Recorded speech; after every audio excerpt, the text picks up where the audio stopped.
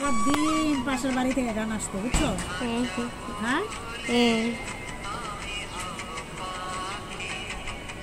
এই যখন এই গানটা বাই করছে, ওরে বাবা, কম বন্ধুরাজের গান এটা হেভি হিট করছে।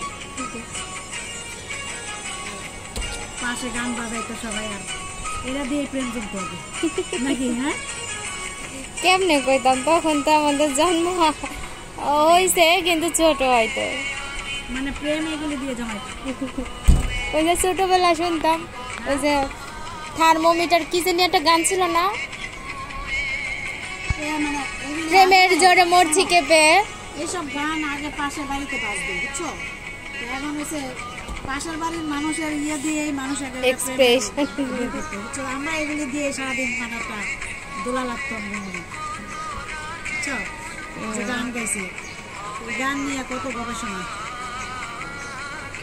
আগে তো এইভাবেই চলতো।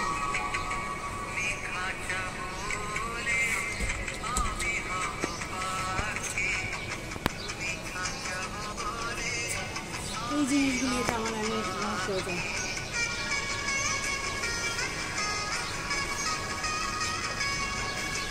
এই যে এখান থেকে জিনিসটা ইয়ে হতো।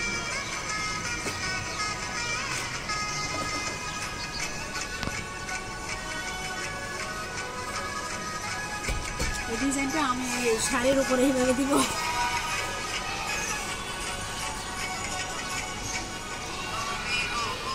আমি কিন্তু আজকে আসতাম না, মহিলা কিন্তু আমার আনাইছে আজকে, তাও কাপড়ের জন্য হইলেও আসতাম না, বুঝছো?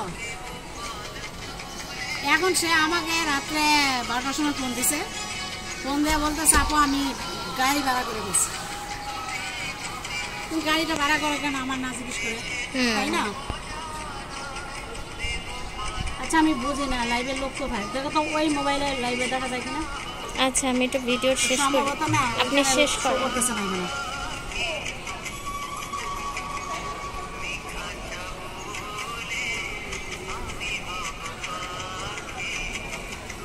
তুমি কি এটার বড় ডিজাইন করছো যেটা দিয়ে হয়েছে গানের ইয়া করবো? হ্যাঁ করছো? কই করতেছি আস্তে আস্তে। এখন আমি গানটা সাথে দেখতে দেন একবারে আপনার আমি এডিট করে দিব না, এখন করে দাও, তুমি পরে আর করবা না, আপনি জানেন